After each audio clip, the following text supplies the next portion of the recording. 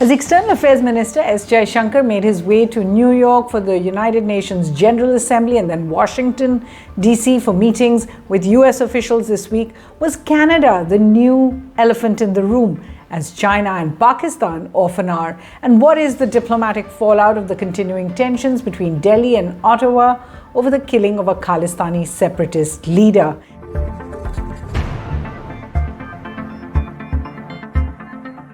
Hello and welcome to Worldview at The Hindu with me, Suhasini, Haidar. This week we'll also examine the charge of covert assassination operations worldwide. More than a week after Canadian Prime Minister Justin Trudeau made his speech in Parliament, and we spoke about it on the last episode of Worldview, he practically accused India of ordering an extrajudicial transnational killing of a Khalistani separatist leader, Hardeep Singh Nijjar, on India's most wanted list. There's been a worsening of ties since then between Delhi and Ottawa. So let's get you the latest. First, both New Delhi and Ottawa have doubled down, with Canada making it clear it has shared what it believes is evidence linking Indian government agents to the murder of Nijjar with Canada's Five Eyes allies, which is the US, UK, Australia, and New Zealand, whereas India has consistently denied the allegation and denied that it has received any credible evidence. The Americans have been with us in speaking to the Indian government about how important it is that they be involved in following up on the credible allegations that agents of the Indian government killed a Canadian citizen on Canadian soil. This is something that all democratic countries, all countries that respect the rule of law, need to take seriously. And we are moving forward in a thoughtful, responsible way, anchored in the rule of law with all of our partners, including with in our approach to the government of India. One, we told the Canadians that this is not the government of India's policy. Two, we told the Canadians saying that, look, if you have something specific, if you have something relevant, let us know.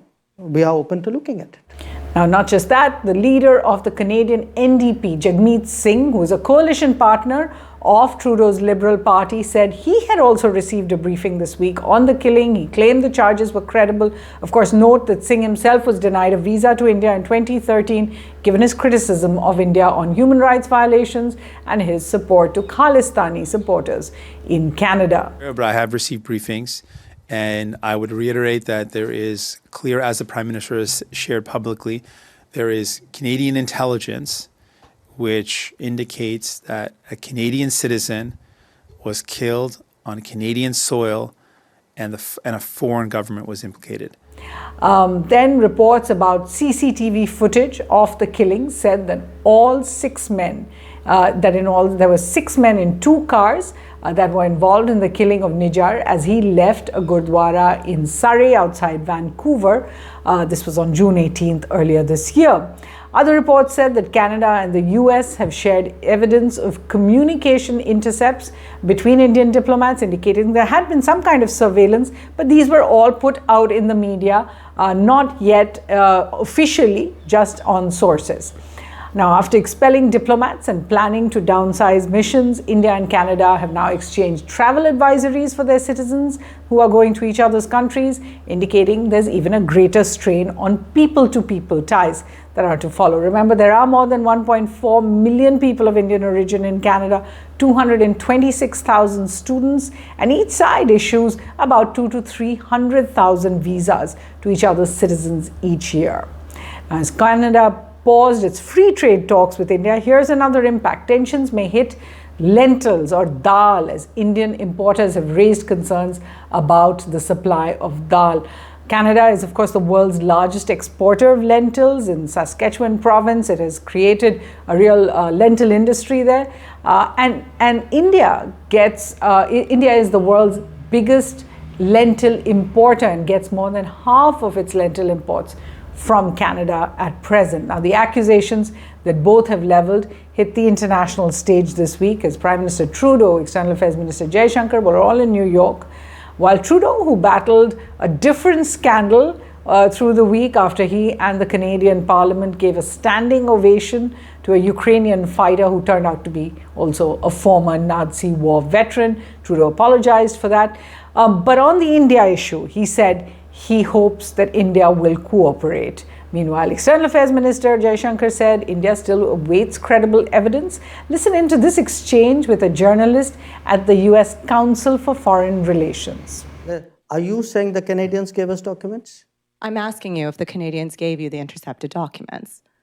No, look, diplomatic communications. I have said that if somebody gives us specific or relevant information, we're prepared to look at it. So you have not received those intercepted communications from the If I Canadian? had, would I not be looking at it? I'm asking you for a yes or no. I think he's given his answer.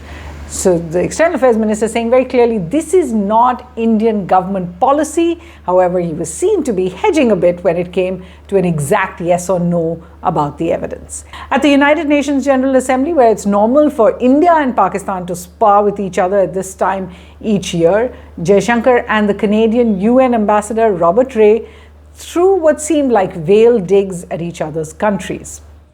We also have to uphold the values of free and democratic societies. We cannot bend the rules of state-to-state relations for political expediency, because we've seen and continue to see the extent to which democracies are under threat through various means of foreign interference. But the truth is, if we don't adhere to the rules that we've agreed to, the very fabric of our open and of our free societies may start to tear. Nor must we countenance that political convenience determines responses to terrorism, extremism, and violence. Similarly, respect for territorial integrity and non-interference in internal affairs cannot be exercises in cherry-picking. And as Mr. Jaishankar traveled to Washington, the question over Canada's allegations followed. Ahead of their meeting, here's what U.S. Secretary of State Antony Blinken said. It is critical that the Canadian investigation proceed, and it would be important that India work with the Canadians on this investigation. We want to see accountability, and it's important that the investigation run its course and lead to that result. Interestingly, however, neither side actually mentioned Canada in the readouts that followed their meeting. So what's next? All eyes are clearly now on Canada that must prove these allegations. According to officials, releasing evidence would harm the prosecution's case, so that indicates that there's a trial that would begin as soon as the investigation is completed. For the Modi government in India, the focus is on denial of any wrongdoing and also some diplomatic damage control with mutual friends of India and Canada. In the United States, Mr. Jaishankar met with Secretary of State Tony Blinken, also with National Security Advisor Jake Sullivan. He also met with the trade coordinators Catherine Tai, and at the United Nations, he was part of a Quad foreign ministers meeting and then met separately with counterparts from UK, Japan, Australia, and other countries like Mexico. Beyond that, External Affairs Minister Jaishankar and Defense Minister Rajnath Singh will be hosting their US counterparts Blinken and Austin in the first half of November in Delhi to discuss the full gamut of bilateral ties. It's called the 2+2. We'll tell you more about that when it happens. And US President Biden has been invited to Republic Day in January 2024, with Japan's Prime Minister Kishida, Australian Prime Minister Albanese expected to visit around that time for a Quad summit as well. So India is keeping all of these mutual friends with Canada very, very close, even though they're part of the Five Eyes. Now, India also received support this week from some of its neighbors, as Sri Lankan Foreign Minister Sabri pointed out that Canada has a past record, and he called these outrageous allegations against India, while Bangladesh pointed to the fact that Canada remains a home for the murderers of Bangladeshi founder Sheikh Mujibur Rahman, who was assassinated along with most of his family in 1975. Pakistan, as would be expected, backed Canada, called for action against India over the Nijar killing. Now, what really remains to be seen is whether Canada, which is, remember, a member of NATO, the Transatlantic Organization, the G7, the most developed countries, as well as the Five Eyes, is able to muster up support as its investigation concludes. Remember, there have been such cases in the past, and here's what allies and other countries have done.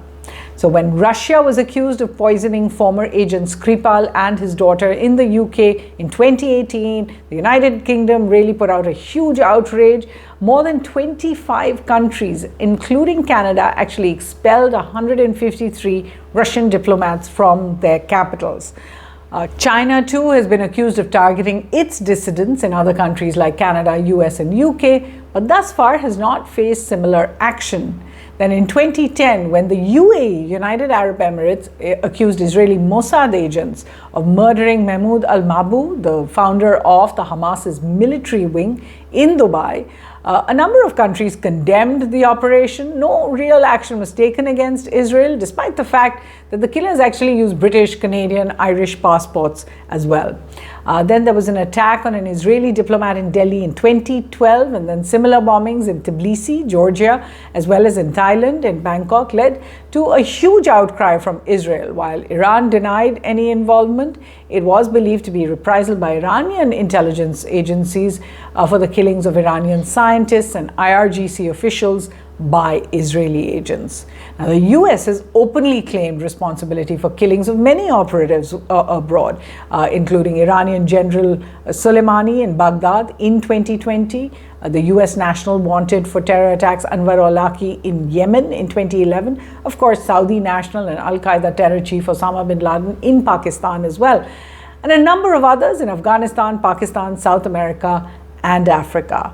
So what's Worldview's take? Given all these other international incidents of transnational and extrajudicial killings, the allegations against India by Canadian Prime Minister Trudeau are really nothing new for the world, and there's a double standard in the West's reaction to them. Even so, the External Affairs Minister's statement that this is not Indian government policy is significant, and India does not approve of such actions seems clear from there, and that's what it will be held to. That's the standard it will be held to. While diplomatic posturing and rhetoric have marked the last few days of the India-Canada row over the killing of Nijar, there is a need for facts and verifiable evidence now to emerge. Before the two countries really hurtle down a path of spiraling relations, the attempt on both sides must be to arrest the tensions, clear the air, and find a way to resolve the issues, both historical and of the present, between them. I'm going to get you some reading recommendations. First off, there were two books I meant to recommend last week, so I'll start with those. Those deal with the history of India-Canada tensions by Canadian journalists. One is called Blood for Blood, 50 Years of the Global Khalistani Project, and this is by Terry Milewski. You've probably seen him on a lot of television channels during this period, and that's his book. And the other book called Cold Terror, How Canada Nurtures and Exports Terrorism Around the World by Stuart Bell, and he looks at a whole host of other so-called freedom movements that exist inside Canada. Now, as you know, I always enjoy reading books on intelligence. I've told you about a few of them before, especially when it comes to spies. Let me talk a little bit more about some of these spying agencies that are accused of these transnational killings. The one that I'm reading right now is called Secret World, A History of Intelligence by Christopher Andrew. It was gifted to me by a friend. It's been really worth reading. Then the Skripal Files, The Life and Near Death of a Russian Spy. This is by Mark Urban, of course, talking about the 2018 attacks in the UK. Then The Assassination of Mahmoud al-Mabhouh, The True Story by former Mossad agent Dan Megan. And remember, a lot of these are actually, praising these operations. Then there's a book by a New York Times columnist called Rise and Kill First, The Secret History of Israel's Targeted Assassinations by Ronan Bergman. Two books on these issues by intelligence operatives from India and, of course, the Intel chief, The Ultimate Goal, a former RNAW chief, deconstructs how nations construct narratives. This is by Vikram Sood. And then RNAW, A History of India's Covert Operations by Yatish Yadav, another person from the intelligence in India, talks about operations. And remember, there's a little bit of bragging in a lot of this because India has traditionally really never accepted such intelligence operations. A book from 2009 you might find interesting called Spies for Hire, The Secret World of Intelligence Outsourcing by Tim Shorrock. And then this is an interesting book about the US's drone memos, Targeted Killings, Secrecy and the Law. These have been edited by Jamil Jaffer, a very interesting look at how the US saw its drone hits that it carried out, particularly in the last 2 decades. And then finally, this book called Surprise, Kill and Vanish, The Definitive History of Secret CIA Assassins, Armies and Operators. And this is by Annie Jacobson. I think it was even recommended or nominated for a Pulitzer. So of course, a whole slew of books on intelligence operations of this kind, without any prejudice to the current case between India and Canada, of course. But this is an issue that is going to keep coming up, and we'll track all the latest developments for you here on Worldview. Please do like and subscribe to the Hindu's YouTube channel, and join us again here on Worldview from the team. Thanks for watching.